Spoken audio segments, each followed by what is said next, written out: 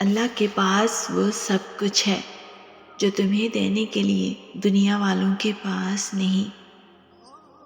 لا حاصل خود سے ہی سوچ لیا، ابھی اللہ کا جواب تو آیا ہی نہیں۔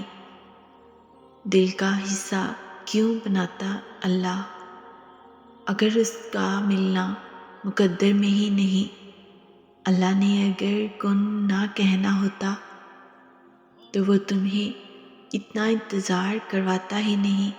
دروازے ممکن کہ بند ہوئے ہیں، اللہ کے در کے نہیں۔ تمہاری رضا اگر اس کی رضا نہ ہوتی تو وہ تمہیں مانگنے کی توفیق دیتا ہی نہیں۔ نصیب اگر بدل نہیں سکتا تو اللہ دعائیں بناتا ہی نہیں۔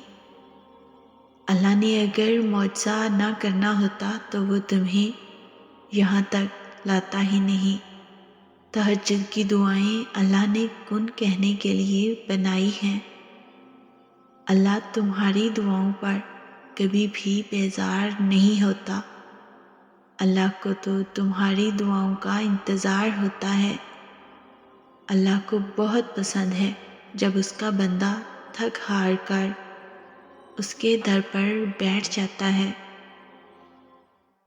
ایک دو دفعہ مانگ کر پلٹ جانے والوں کے لیے اللہ کن نہیں فرماتا، اللہ ان کے لیے کن فرماتا ہے جو اس سے آخر تک مانگتے رہتے ہیں۔ اللہ ان کے لیے مدد بھیجتا ہے جو بار بار اس کے در پر آتے جاتے رہتے ہیں۔ اللہ ان کی دعائیں قبول فرماتا ہے جو دیری کے بعد بھی رابطہ بنائے رکھتے ہیں۔ اپنی من پسند چیز پانے کے لیے اللہ کو اس کے من پسند انداز میں راضی کرنا پڑتا ہے۔ سبھی عبادتوں میں سے اس کی پسندیدہ عبادت دعا ہے، تو پھر اللہ کی دہلیز پر چکر لگاتے رہا کرو، کیونکہ اللہ معجزے انہی کے لیے کرتا ہے جو اس کے در پر دستک دینا نہیں چھوڑتے۔ زندگی صبر سے شکر تک کا سفر ہے، کیا یہ کافی نہیں کہ اللہ خود کہتا ہے ڈرو مت، میں تمہارے ساتھ ہوں، سب کچھ سن رہا ہوں، سب کچھ دیکھ رہا ہوں۔ ہو سکتا ہے تمہاری زندگی میں ہونے والا کوئی معجزہ تمہاری دعا کا منتظر ہو، اور تمہاری ایک دعا تمہارا نصیب بدل دے۔ تہجد پڑھنے والوں کے قصے ہی الگ ہوتے ہیں، معجزے بھی انتظار کرتے ہیں ان کی زندگی کا قصہ بننے کے لیے۔ اور جانتے ہو دعا کیا ہے؟ اپنی ہر پریشانی اللہ کے حوالے کر کے بے فکر ہو جانا۔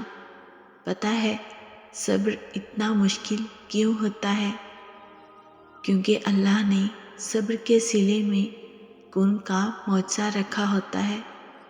اللہ تمہاری روتی ہوئی آنکھوں کو ایسا ٹھنڈا کر دے گا جیسے اس نے حضرت یعقوب علیہ السلام کی آنکھوں کو ٹھنڈا کر دیا۔ اللہ بہت جلد تم تک کھوئی ہوئی چیز واپس لے آئے گا، جیسے حضرت یوسف علیہ السلام کو اندھے کنویں سے نکال کر حضرت یعقوب علیہ السلام کے پاس لے آیا تھا۔ تم بس قبولیت کا یقین رکھو۔ کیا ہو سکتا ہے اور کیا نہیں، یہ سوچنا تمہارا کام نہیں ہے، تمہارا کام دعا کرنا ہے۔ چاہے زندگی تمہیں بے ترتیب کر کے رکھ دے، لیکن یقین رکھو اللہ تمام دعاؤں کو ترتیب دینے کا ہنر سکھا دیتا ہے۔ دیکھنا اللہ جلد ہی ایسے وسیلے بنائے گا کہ تم حیران رہ جاؤ گے۔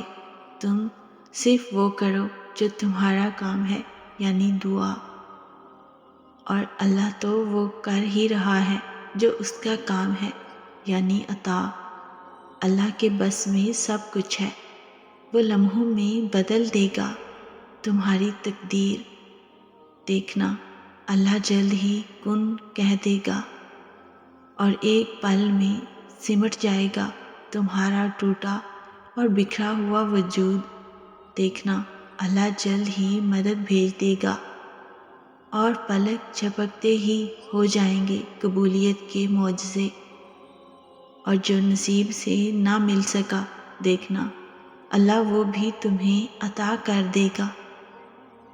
ایک اللہ ہی تو ہے جو تمہاری پکار سنتا ہے، ہر مشکل میں ساتھ دیتا ہے۔ پھر قسمت کا شکوہ کر کے رب کی ناراضگی کیوں مول لیتے ہو؟ اللہ بہتر جانتا ہے کہ کب تمہاری دعائیں قبول کرنی ہیں۔ تم بس یقین رکھو، بہت جلد قبولیت کی خوشخبری ملے گی انشاءاللہ۔